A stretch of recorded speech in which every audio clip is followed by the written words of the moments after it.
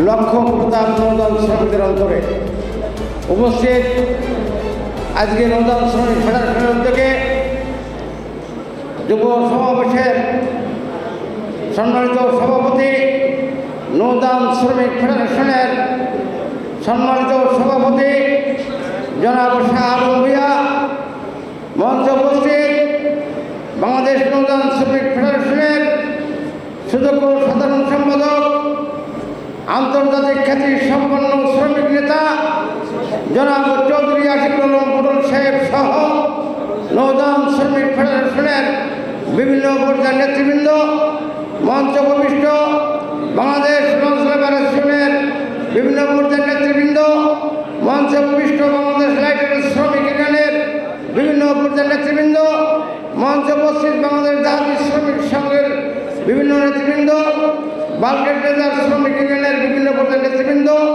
সম্মুখে উপবিষ্ট আমার সহকর্মী বন্ধুরা, যুব সমাজের অহংকার, নৌযান শ্রমিকদের আগামী দিনের ভবিষ্যৎ, সবাইকে বাংলাদেশ নৌযান শ্রমিক ফেডারেশন তথা বাংলাদেশ জাহাজ শ্রমিক সংঘের পক্ষ থেকে আপনাদেরকে জানাই রক্তিম শুভেচ্ছা ও অভিনন্দন।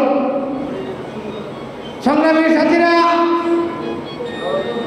নৌযান শ্রমিক ফেডারেশনের জন্মলগ্ন থেকেই আজকে সর্বপ্রথম আমার দীর্ঘ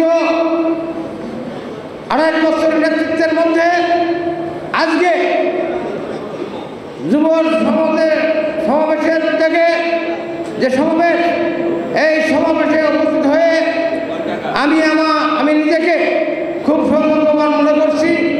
সাথে সাথে নৌযান শ্রমিক ফেডারেশনের আওতাধীন বিভিন্ন বেসিক সংগঠনের যে সমস্ত যুব কর্মী ভাইয়েরা আছেন, আমরা যারা নেতৃত্ব দেই, বিশেষ করে আন্দোলন সংগ্রামে আপনারাই আমাদের সাথে সঙ্গে থাকেন।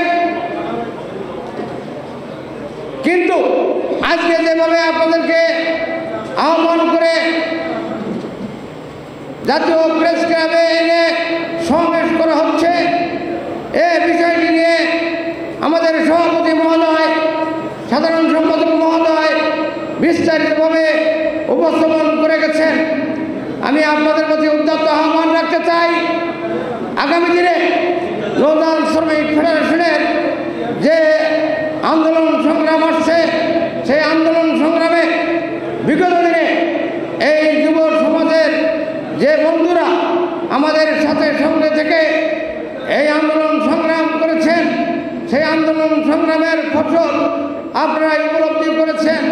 আজকে সারা বিশ্বব্যাপী এই নৌযান শ্রমিক ফেডারেশনের যে সুনাম, এই সুনামটি নেতৃত্বের জন্য হয় নাই, আপনাদের সহকর্মী বন্ধুরা যেভাবে ঐক্যমত নিয়ে আপনারা এই সংগঠনমুখী হয়ে আন্দোলন সংগ্রামে ভূমিকা রেখেছেন, তার জন্য আমি মনে করি এই নৌযান শ্রমিক ফেডারেশন সারা বাংলাদেশে একটি আন্তর্জাতিক সংগঠন হিসেবে পরিচিত হয়েছে।